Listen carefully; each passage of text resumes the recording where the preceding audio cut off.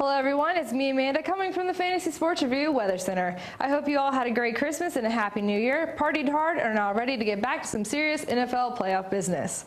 The Baltimore Ravens head over to Pittsburgh, like they do every season, to face the Steelers. These two teams are very familiar with each other and always play close competitive games. Always decided by a pillow. He who swings the last pillow in this pillow fight will win. I guarantee this game will be decided by 3 points. It always is. The weather in Pittsburgh this weekend will be fun and snowy with cold temperatures in the mid to upper 20s. So enjoy the always exciting game in Pittsburgh. The first NFC playoff game will feature the Cinderella storied Green Bay Packers, trying to become one of those rare 6 seeds to make it all the way to the Super Bowl. After beating the Eagles last weekend, the Pack will travel to Atlanta to face the Falcons. The Falcons enjoyed a nice bye week, and the Packers struggled through the Eagles, but prevailed in the end. This game will be played in a dome, which makes my life a lot easier, since Atlanta has had some very strange weather recently. Earlier this season, Atlanta nipped Green Bay by a field goal, so expect another close game with this one. The Seattle Seahawks, fresh off their impressive victory over the New Orleans Saints, are heading to Chicago to play the Bears. The team everyone wrote off at 7-9 is now 8-9 and looking to move to 500. Believe it or not, the Seahawks beat the Chicago Bears back in October by a field goal, so unbelievably, the Seattle Seahawks could find themselves in the NFC Championship game. The weather this weekend in Chicago on Sunday will be excruciatingly cold, partly cloudy with temperatures in the low 20s. Anything can happen there in Soldier Field.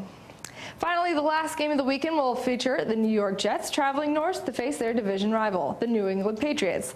There's been a lot of smack talk in this game, mostly from the Jets. But why? That's not smart for the Jets, and expect Tom Brady and Bill Belichick to unload a huge can of whoop-ass in what should be a blowout. Conditions should be clear and cold in Boston. This game will be over by halftime. Now it's time to take a minute to thank Kevin Greavy and Greavy's Sports Bar and Restaurant here in Fairfax. Greavy's is home to all the best sports bars in all of Northern Virginia and should play host to your sports viewing needs. Greavy's is conveniently located at the corner of Gallows Road and Route 50 in Fairfax. For many years, Greavy's has been a tremendous supporter of our show, and we appreciate their loyalty. That will do it for the weather for this week's NFL playoff games. Thank you for joining me here in Fantasy Sports Review Weather Center. I'm Amanda Walker reporting. I hope you all have one hell of a fun weekend. Now back to Phil and Robbie in the studio. Hey, thanks a lot, Amanda, for the weather and news, all that good information. I mean, she has a lot of good picks there. I think these should be some good games this weekend. Now we have the rest of the show to talk to you guys about the 4 matchups that are coming up this weekend. The bye teams come off. We get to see a chance for the first time. We get a chance to see the Patriots, the Steelers, the Falcons, and the Bears all host their games this weekend. The weather looks like it'll be pretty favorable, except for maybe a little bit of snow there in Pittsburgh. But let's move on to these games, guys. Let's start with the Saturday games. Baltimore and Pittsburgh, these are two teams that know each other pretty well. I mean, have you had a chance to see this rivalry, and what do you expect out of the Baltimore and Pittsburgh game? I think it will be a very close game. I think it'll be 3 points, and I'm going for Pittsburgh. Okay, and what's your basis for that pick? Do you think that Pittsburgh's a better team, better running game, better quarterback? You know what? I think it's going to be a defensive game, and when I say 3 points, I mean it's going to be 10-7 because Baltimore and Pittsburgh, they're both very defensive teams, and it's all about Polamalu. I'm telling you, it's Pittsburgh 10-7. Yeah, Polamalu is great. We've seen him make great plays all season, Robbie. Yeah, I'm right there with you. I mean, I think that that game kind of hurts Baltimore when they played the Kansas City Chiefs because they pretty much dominated the whole entire game. I think Pittsburgh's ready for Baltimore. I think they're going to win by more than, I think they're going to win by a touchdown at least. I mean, if not more, because I'm still not sold on Joe Flacco as a quarterback. Their wide receivers really haven't done much to get open. Flacco really kind of relied on turnovers, and Pittsburgh likes to take care of the football. So I think that, you have a combination of defense. You're talking about Troy Polamalu, who's probably one of the best defenders in the NFL. He's a ball hawk. He's going to be all over the wide receivers, the tight ends of Baltimore. Tough for them to get open. I like Pittsburgh in a landslide, kind of. Yeah, that absolutely never happens. I don't think that the Baltimore and Pittsburgh game has been decided by more than 3 or 4 points in probably the last 4, 5, 6 years. I'm going to come back on the show next week and just say okay, we'll wait and see that one. I mean, I went and actually saw Baltimore play their last game of the year against the Cincinnati Bengals. Clearly, they weren't in that game, but they just played one of the worst games of football that I've ever seen. After that game, I couldn't believe that they would win any playoff games, but they played KC, who I thought was ended up being a very vulnerable team in the playoffs, and actually ended up picking Baltimore in that game too. But and Ed Reed and Ray Lewis, they don't play around. They don't. They make plays, and like yeah. Robbie was saying, Pittsburgh doesn't turn the ball over, but they make plays happen. They will turn the ball over. That's if Ed Reed plays. I mean, we don't even know if he's still questionable. He's not 100% positive he's going to play in this game. So I think he will play, but I think his mind's elsewhere. And I heard an interesting stat that whenever Pittsburgh has played Baltimore and Roethlisberger's in the game, that they're like 6-0 or something against Baltimore. So it looks like Pittsburgh. All signs point to Pittsburgh. I personally want Baltimore to win. Let's move on to Green Bay and Atlanta now. Clara, I know that Atlanta is a team that you're pretty high on. How is this game going to go down between Green Bay and Atlanta? You know, it could really go either way. Green Bay has just been so iffy. They'll beat the hard teams, but then they'll lose to the easy ones. And Atlanta's been very solid all year. And I think my prediction is that Atlanta's going to win in a landslide.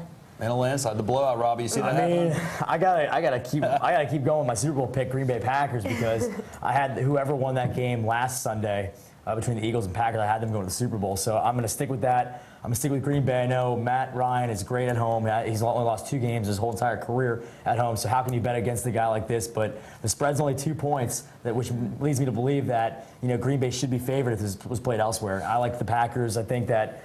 Defensively, you have Charles Woodson, you have Nick Collins, safety, 2 Pro Bowlers, Clay Matthews playing as great as football as anyone has all season long. Aaron Rodgers, again, one of the best quarterbacks, gets the ball downfield. His wide receivers catch everything. I like Green Bay. And you got to love Aaron Rodgers on the road, don't you? Yeah. I mean, barring that one game where you got injured against the Detroit Lions, he did pretty well. And the Redskin game, actually.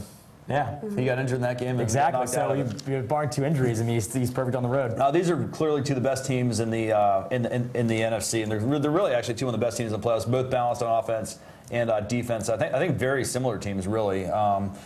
Except for Atlanta has a much better edge in being able to run the football effectively than Green Bay. Although Green Bay showed some pretty good signs of being able to run the ball last week, which totally surprised me.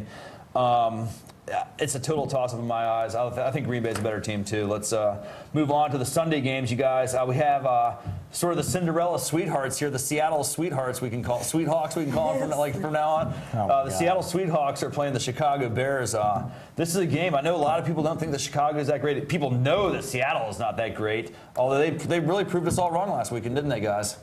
Yeah, I think Seattle, I mean, for me, like personally, watching the Saints game, I kind of knew that Seattle was going to bring it at home. I mean, they have a great running attack. You saw Marshawn Lynch. I mean, for me, I think that Matt Hasselbeck was the key in that. He was healthy. He found a lot of water. He found his tight end, Carlson, a couple times in the end zone, free. But they're playing against Chicago. I think their dream season ends. I know Vegas doesn't. They're 10-point dogs. They don't get it right. They don't get it wrong twice. I like Chicago in this game.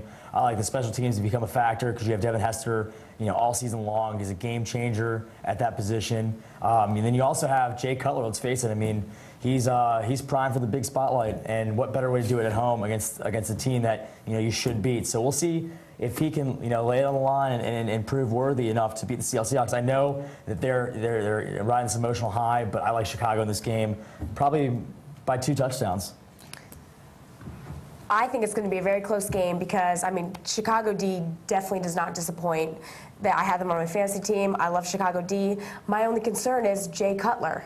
If Jay Cutler wants to come in and throw 5 interceptions, then they're going to lose. But if Jay Cutler wants to be on point and throwing to Johnny Knox and Devin Hester and getting those wide receivers and Matt Forte, if he has a great game, I think Chicago will win. But I think it all depends on Jay Cutler.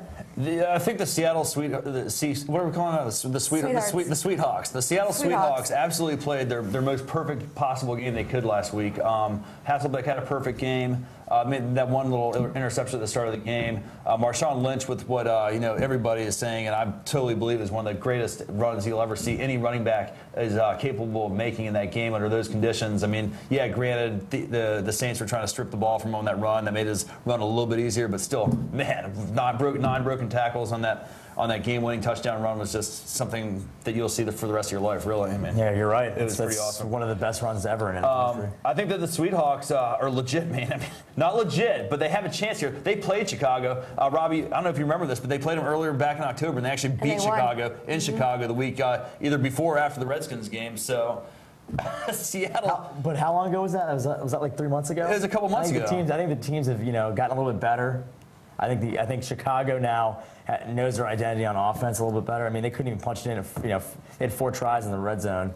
And they turned the ball over once against Seattle. So and then a safety as well. I mean, a lot of things happened in that game. Chicago will rebound. I think they're going to win this game by, like I said, pretty handily. I think they've proven that they can take the 10 points and cover any spread the Seahawks have. Let's move on to this game. There's been a lot of hype leading up to this game, guys. What have you been reading in the newspapers this week about the New York Jets and the New England Patriots game this Sunday? Trash talk. A lot of trash talk. A lot of trash talk by the New York Jets. Now, why did the Jets want to do this to themselves? I mean, didn't they just lose the game 45-3? And they've done that before, and I feel like it's either Braylon Edwards or Rex Ryan or Cromartie always in the news talking. It's like locker room material. I mean, what better? I mean, what team? You really can't talk any trash against the New England Patriots. I mean, they've done it, year in and year out. They've proved why they're the best team in all football all season long. I mean, because then they beat the Jets by 42. I mean, they're going at New England. It's going to be a tough game. I think Tom Brady, I know Tom Brady will have his team rallied, ready to go. Mark Sanchez, you really want to rely on this guy in New England? I mean, he's not the answer. They're not going to be able to run the ball effectively. They didn't last the meeting against the New England Patriots. So it's going to be tough for the Jets to come through. And then adding this, bulletin board material, I mean, you got a lot of stuff going against yourself going into New England. It's going to be tough for them to win. And this is, there's no such thing as perfect football, but New England is pretty close. I think that New England is going to crush the Jets. And it's very interesting because the Jets have Mark Sanchez, Braylon Edwards, Darrelle Revis, who are all first-round picks. Look at New England. They have Tom Brady. They have Danny Woodhead, Ben Jarvis Green Ellis, and Wes Welker. Those 3 were undrafted, and Tom Brady was 6th-round draft picked. And look at them. I mean, they're almost perfect. And New England's got this game. I think it's pretty clear you've been watching this show for many, many years because I've been saying the same thing about Brady since he won his first championship ring. He gets it done, and that's why I've always thought he's better than Peyton Manning because he gets it done with guys like Troy Brown, with running backs like Antoine Smith, David Gibbons. I mean, the list just goes on and on and on of no-name players that he gets it done with. Yeah, he had Randy Moss, and he had his best year ever with Randy Moss, but he doesn't need those guys. In fact, he's a better player, and the team is better without Randy Moss now that he's gone and that cancer is off that team there. You're absolutely right. Tom Brady is the best quarterback, and New England Patriots always get it done with the talent that they have on their roster on that particular game. It's remarkable. Are the New England Patriots going to win the Super Bowl? Absolutely. Absolutely. On the record. And who are they going to play? They're going to play at the Atlanta Falcons. Okay. And I hate to say it, and New England's always good, and I never root for the team that's always good because I love to see the underdog win. But I said there's no such thing as perfect football, but New England is pretty damn close. All right, Robbie, I need to revise my picks. What are your picks for the Super Bowl? We got to do round 2's worth of I still have mine alive. I said Green Bay and New England. Sticking with Green Bay, New England. I'm going to stick with them. I had New England and Philly. Now that Philly is gone, I've got to go with somebody. So I'm going to go with New England and the Sweethawks just because I think it'd be a great story. And I think that Seattle is hitting all the right notes at the right time. They're playing inspired football. They want to prove everybody wrong that they belong in the playoffs. That 7-9 teams, yes, they do belong in the playoffs when they win their division. That's where they should be.